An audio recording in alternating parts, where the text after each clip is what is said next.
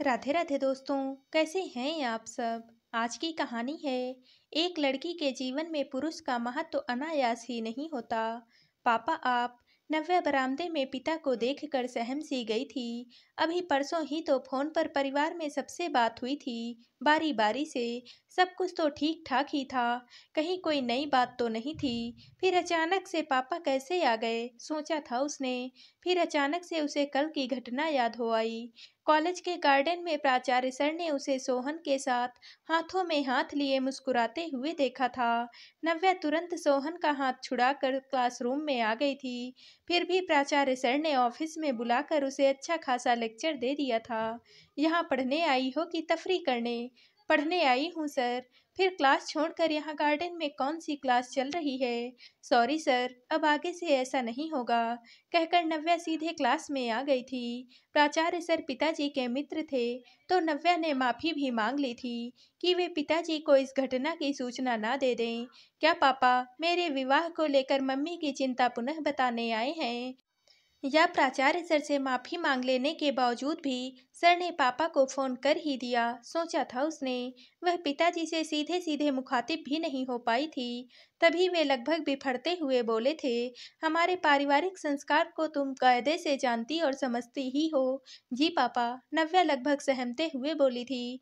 तो हमारी उस सामाजिक मर्यादा को किस तरह से समाप्त कर रही हो तुम, सोचा है तुमने? पापा आप गलतफहमी में हैं। क्या गलतफहमी में हूँ? पिताजी रोष में बोले थे। मैं सब बताती हूँ पापा, आप कमरे में तो आइए। उसे स्वयं को संभालने में कुछ वक्त अवश्य लगा था, लेकिन अब तक बहुत हद तक स्वयं को संभाल लिया था उसने। उसे लगा कि कोई घूर रहा है उसे। दरवाजे का ताला खोलते हुए उसने देखा कि मकान मालकिन आंटी घूर रही थी। कमरे में आते ही पिताजी फिर से बोले थे, हमारे परिवार की सामाजिक मर्यादा खतरे में है नव्या। मेरे विश्वास को तोड़ा है तुमने। नव्या जब यहाँ घर से बहुत दूर अपने कैरियर को संवारने के प्रयास में थी, तब वहाँ घर में बैठे उसके परिवार के लोगों में उसके भावी जीवन को लेकर बैठकें भी चल रही थी। घर में सुंदर युवा कुंवारी बेटी का पिता नींद भर सो नहीं पाता। प्राचार्य सर का फोन मिलते ही पिताजी तुरंत भागे भागे आए थे। नव्या खुद को संयत रखते हुए बोली, सोहन अच्छा लड़का है पापा। मैंने दीदी से फोन पर बताया था उसके बारे में, और यह भी कहा था कि वे आपको सारी बातें बता भी दें। पिताजी ने देखा कि नव्या पारिवारिक मिथक को तोड़ने की तरफ बढ़ चुकी है। वह अक्सर कभी कभी अपनी बुआ लोगों से नारी स्वतंत्रता के मुद्दे पर भी बहस करती और उन्हें शालीनता से कोसती भी कि वे इस तरह से बंधकर कैसे जी गई अपना जीवन।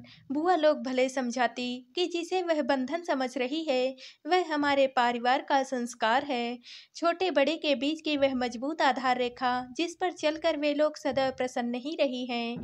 जब वह बहुत छोटी थी तो बिल्कुल बिना किसी शरारत के अकेले भी खेला करती। जो लड़कियां बहुत सीधी होती हैं गाय कही जाती हैं। पिता भी नव्या को गाय ही कहते थे, पर आज से उनका भ्रम टूटता सा लगा। फिर भी पिताजी ने एक बार और समझाने का प्रयास किया, तुम यह बहुत ठीक से जानती हो कि हम उनकी हैसियत के नहीं हैं।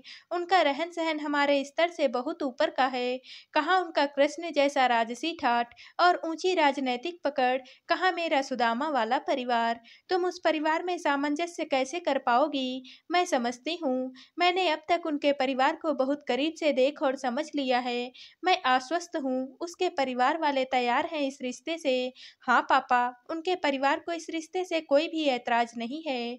उसने बात कर रखी है अपने घर में। बस उसके सिविल परीक्षा के परिणाम के बाद उसके पापा स्वयं मिलेंगे आपसे। नव्या ने पिताजी को आश्वस्त करने का प्रयास भी किया था। तुम गर्मी की छुट्टियों में घर भी नहीं आई और कॉलेज टूर के बहाने शिमला नैनीताल घूमती रही। मैं गंगा की तरह पवित्र हूँ पापा। नव्या बोल तो गई, पर टूर का मादक एहसास उसे याद हो आया जब सोहन ने अचानक से उसे स्त्री होने का बोध कराया था। सोहन ने कहा था, नव्या क्या हम अपनी मित्रता को परिवार बनने तक नहीं ले चल सकते हैं?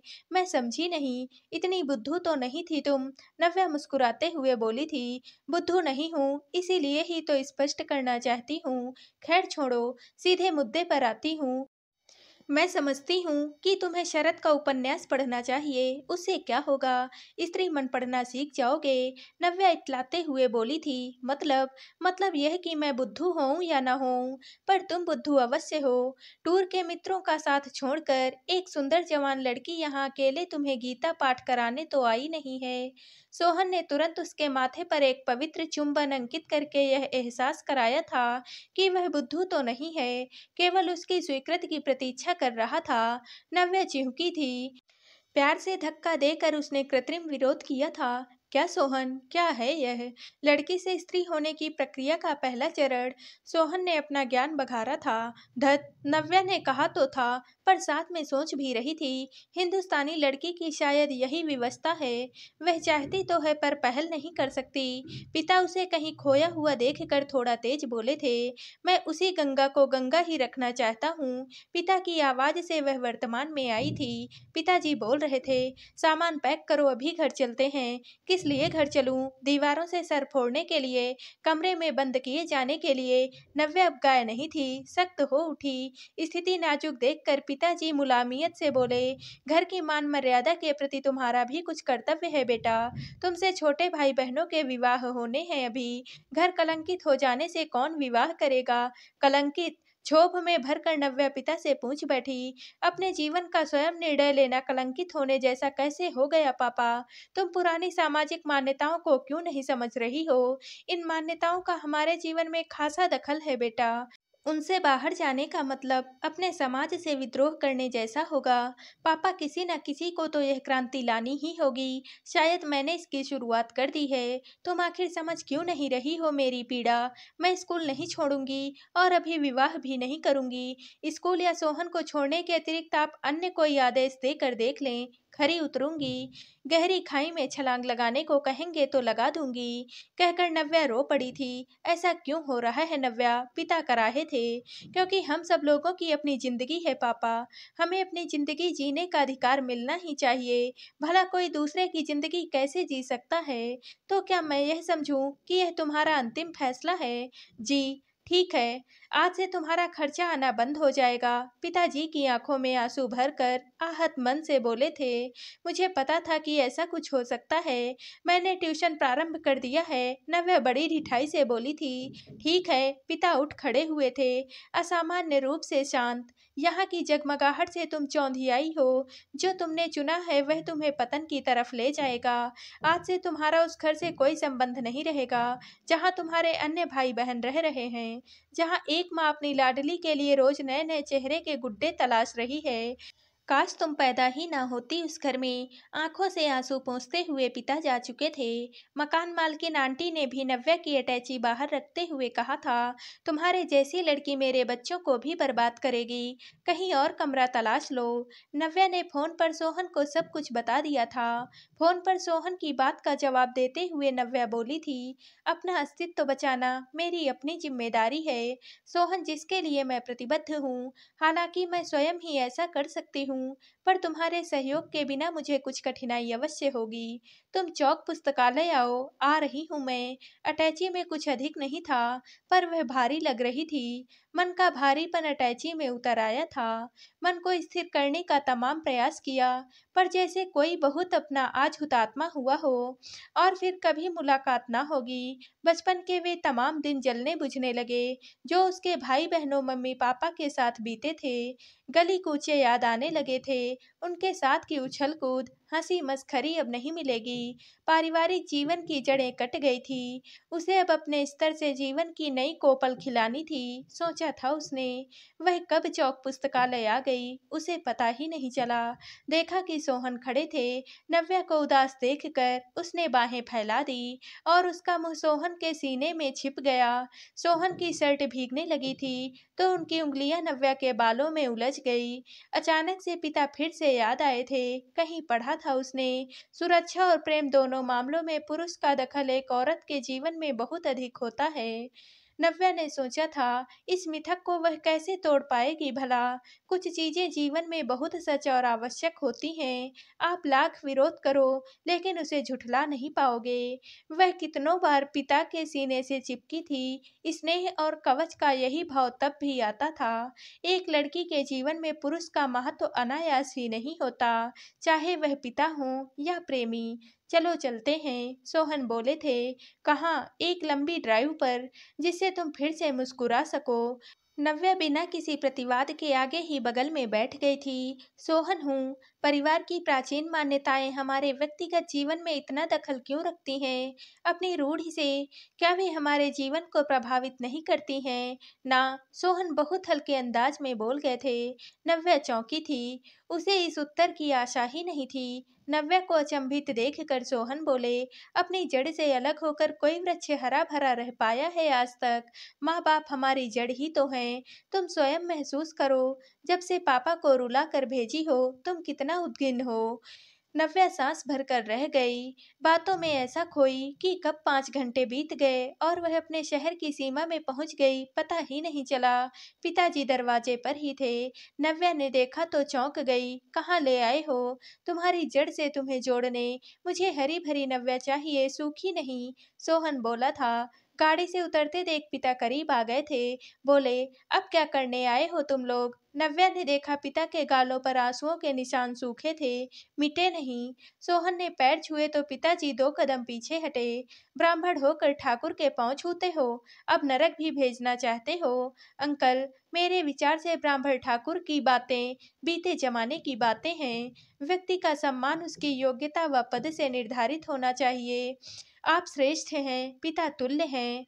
पुत्र सदैव पिता के पैर ही छूता है अंकल जी, सोहन बोला था। तब तक नव्या की माँ भी आ गई थी। पति को समझाते हुए बोली, अभी कुछ भी बिगड़ा नहीं है। आखिर बच्चे घर तो आ गए ना, चलो बैठकर बातें कर लेते हैं। मेरे विचार से किसी भी समस्या का हल आपसी बातचीत से ही संभव होता है। इस तरह से चुप रहने से कोई हल नहीं निकलेगा। संवादहीनता भ्रम ही पैदा करती है, निराकरण नहीं। माँ के हस्तक्षेप से पिताजी थोड़ा नरम पड़े और दोनों बैठक में आ गए। परिवार के सभी सदस्य आकर बैठ गए थे। वह कच्छ परिवार की आम सभा जैसा कुछ बन गया था। चाचा जी बोले, पिताजी क्या करते हैं आपके? हद है भैया, यह कैसा प्रश्न हुआ आपका? आप करते क्या हो? यह सवाल पहले पूछना चाहिए था आपको। प्रत्येक कन्या पक्ष की पहली जांच पड़ताल होने वाले दामाद के विषय में होनी चाहिए। लड़के का बाप चाहे जितना भी योग्य हो, हमारी प्राथमिकता में उनका स्थान लड़के के बाद ही आना चाहिए। आप लोगों की प्राथमिकताएं भी अजीब हैं। उच्च शिक्षित बुआ जी ने अपने महानगरीय जीवन शैली का बेहतर प्रयोग करते हुए भाई को टोका था। जी, मैं सिविल की तैयारी कर रहा हूँ, सोहन बुआ जी से मुखातिब होकर बोले थे। और पिताजी के विषय में भी बता दीजिए, छोटे का प्रश्न का उत्तर भी आ जाए। बुआ जी छोटे भाई की तरफ देखकर मुस्कुराई थी। पापा जी राजनीति में हैं, वे शुरू से ही वंचितों के हक और अधिकार की लड़ाई लड़ते रहे हैं। और माँ जी तो हाउसवाइफ हैं, सोहन मुस्कुराते हुए बोले थे। बेटा, इस रिश्ते को लेकर आपके परिवार वालों की क्या राय है? पहली बार नव्या की माँ ने कोई प्रश्न पूछा था। नव्या और सोहन के गाड़ी से उतरने के बाद माता जी ने जिस तरह से पिताजी को संभाला था, उससे सोहन काफी प्रभावित हुए थे। उन्होंने अब ध्यान से माँ जी की तरफ देखा था। नव्या भी इनकी प्रतिमूर्ति ही थी। समय की छुअन से बहुत दूर, एक ऐसा सौंदर्य जिस पर समय का कोई प्रभाव ही नहीं था। बिना किसी सौंदर्य प्रसाधन को प्रयोग में लाए हुए भी वे घने काले बालों की विशाल केश राशि को समेटे हुए, लंबी लहराती हुई चोटियों में, दूधिया त्वचा पर नारंगी रंग की हल्की साड़ी और सफेद ब्लाउज में सौंदर्य की देवी लग रही थी। नव्या इस उम्र में पहुंचकर ऐसे ही दिखेंगी, सोचा था सोहन ने। बेटा, भाभी कुछ पूछ रही हैं?